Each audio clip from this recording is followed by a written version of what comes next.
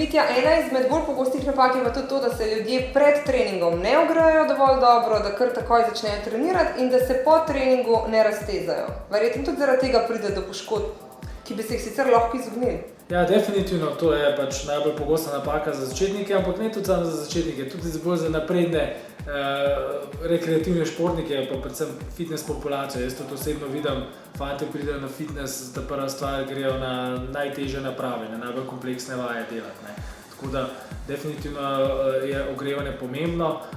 Že s tem ogrevanjem, recimo, če se še nismo dobro regenerirali, imamo muscle fiber, tako imenovan muscle fiber, bolečina v mišicah, zaradi kakšnega prejšnjega treninga, ne, je definitivno zelo koristno, da gremo najprej narediti en kratek kardio ogrevanje, da v bistvu povečamo pretok krvi skozi mišice, ker pač muscle fiber po pravem pomenu besede je pač ishemija mišice, ne. Takrat mišica ne dobi dosti kisika in zaradi tega mišica peče, boli, ne. To lahko tudi en dan, 2 dni po samem treningu se to pojavi. Temu rečemo mi DOMS, Delayed Muscle Onset Soreness, ne. Tako da, ko se oni potem ogrejejo, mišica dobi nazaj kisik in muscle fibra dejansko potem med treningom ni več. Tako da je zelo pomembno, da se ogrejemo.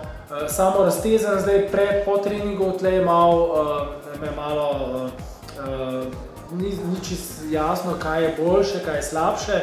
Tako da definitivno raztezanje pred samim treningom je koristno, ne, lahko delamo statično in dinamično raztezanje. Lahko tudi po treningu, mogoče jaz po treningu odsvetujem, če imamo težek trening.